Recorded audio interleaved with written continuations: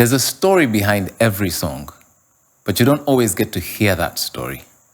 I had this conversation with a friend of mine, and we decided for the next 2 EPs that I'll be releasing, we'll just sit down and have some of those conversations and tell some of those stories.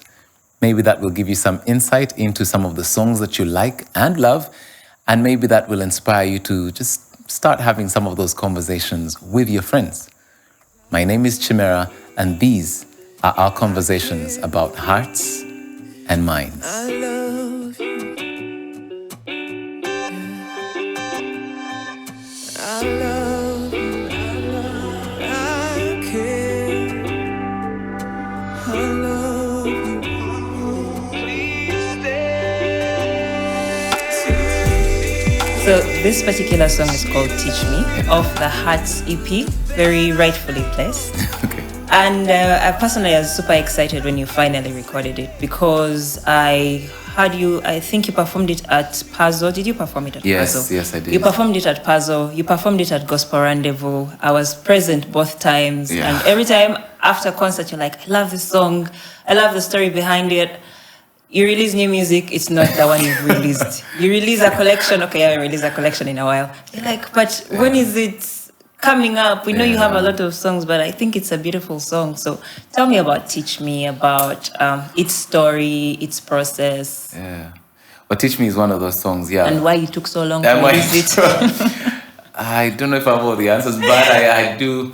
I can let you know Teach Me is one of those songs where, like, for the craziest reason, it's a song I can't perform, like live performance. I can't perform it freely and not cry. Like, every time I perform it, I'm like, I didn't plan to cry, but My plan was to be a hard guy. I'm crying. And so people who don't have the context for the story are like, why is he crying? But anyway, so this is, let me tell you where it comes from, and I'll make the story a bit short. There's a time I was, for a part of my life, for several years, I was with the Watoto Children's Choir. Yeah. And so traveling the world, being an ambassador for the children and speaking up for them and raising awareness and also funding and sponsorship and things like that. So along the way, I met this couple and their kids, so stayed with them for a night, or I think it was a couple of nights, and they hosted us with beautiful, got to know them well, and then kept in touch a little bit. Yeah. Great family, 3 kids, all that stuff. But then 2-3 years down the road, just keeping in touch lightly, nothing crazy, but just finding out that they may be having challenges in their marriage. Yeah. And I'm like praying for them and things like that. And then I think a year after that, I just found out the guy came back home and left. Yeah. He came, picked his bags and left.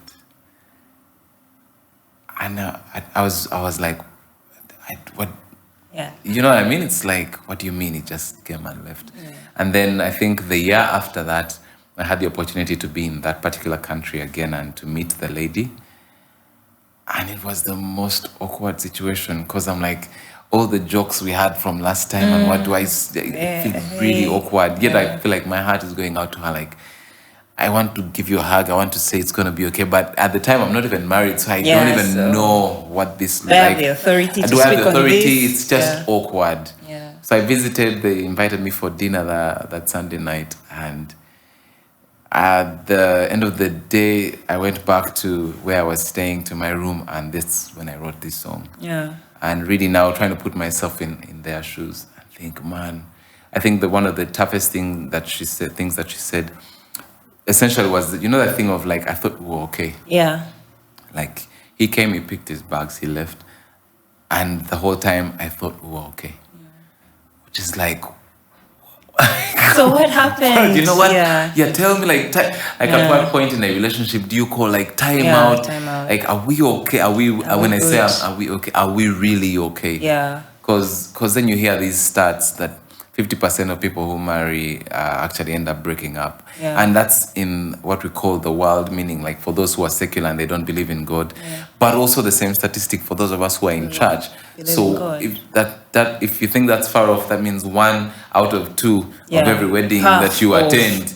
And it's like, wait, that's uncomfortable. Yeah. And then like the person's like, if it's not your neighbor, it is you. It's like, me, no, that's like I can't. like, But on the real, like, at what point do we call time out? And then realizing, so in the song, what I'm just I guess I was trying to understand it, Yeah. and thinking if I came back home and found my loved one walking out, like if I had 2 minutes to 1 minute to say something, what Yeah. would I want to say? And I think it would be that, like, teach me, like, Teach me to love you. and then just realizing maybe if we took that position of humility with our spouse, with our loved one, with our fiance, with our whatever, maybe we wouldn't lose as many relationships. Because sometimes it's a prideful stance that makes Yeah. you, and I'm not saying this particular situation she was prideful or whatever, but just whatever the case, we have to take the position of like, just teach me. Teach me. I don't know how. Obviously, I am failing in how to love you. how to Teach love me. you. I'm willing to learn. Like,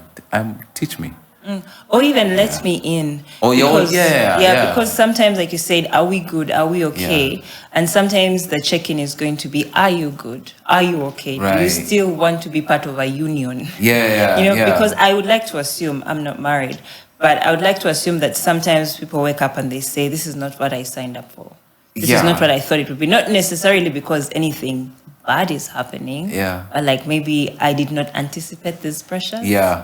I did not I anticipate was these not pressures. briefed. I was not briefed. No, this is not what I. False advertising. Yeah, and then also even like if you, and it can happen in a marriage, but also Yeah. the thing of, let's put like time again. It's just a thing of like time out. out, Just yeah. let's breathe. Let's just, before, like, you may wake up and feel like this is not what I signed up for, but before you take the next, before you translate that into I'm walking, I'm leaving, like just hold on.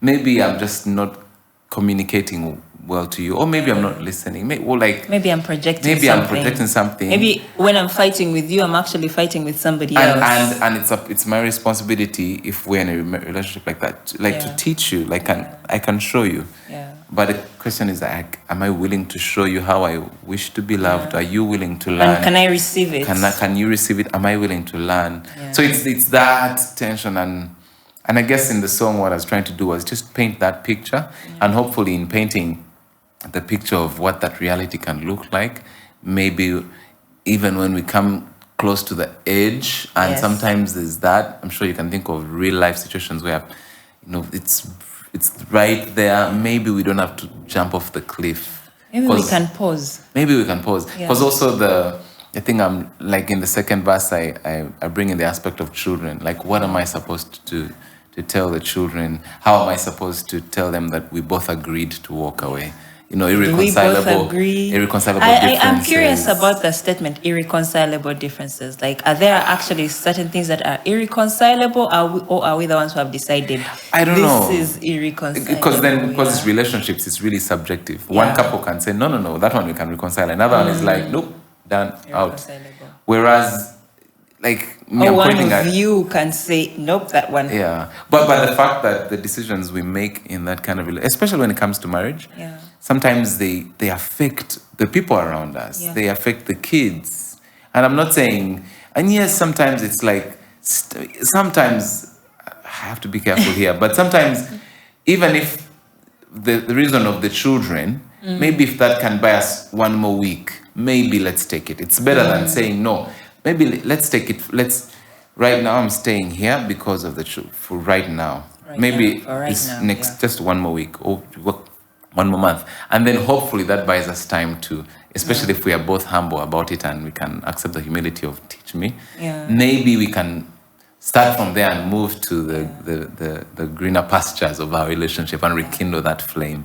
But I just wanted to point the fact that sometimes we may be quick to make that cut it and done, Yeah. and not realize the effect it has.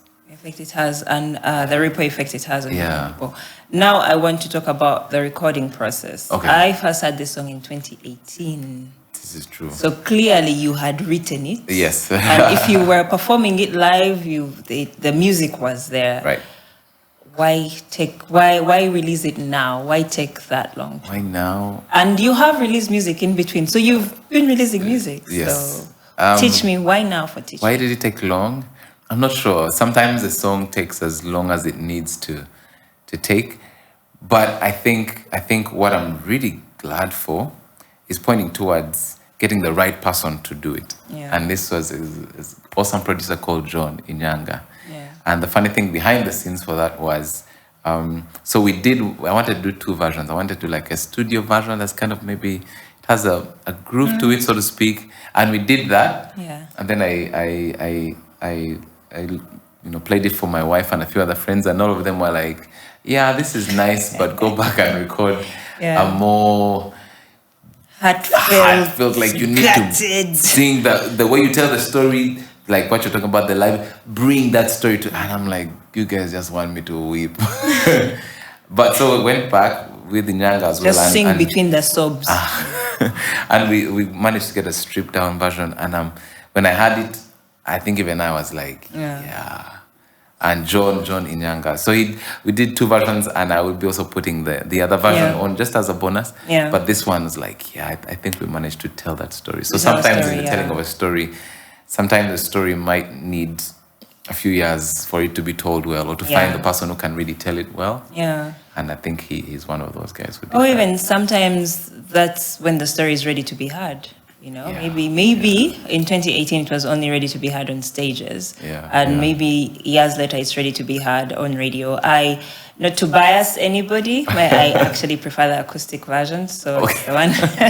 And I like, because usually with music, if you take away a few instruments, you listen more. Yeah, you lean in a bit more. So you lean in a bit more. So I feel like I would play, if I still selected music for the radio, I'd play the original version on radio, and then if I wanted a small gathering at home, I would play the acoustic version. But the song is called Teach Me of the CHATS EP. So I guess just everyone needs to just listen to it and form their own opinion. Maybe see where it fits into their story. Yeah. And if the song will encourage them to hold on at least just one more day. Put the bags down. Just close the door. Don't. Just one more day. Just at least if you do nothing else, listen to the song one more day. Well, teach me to love you, then I'll know the words to say. Oh, teach me to love you, then I'll know how to show you.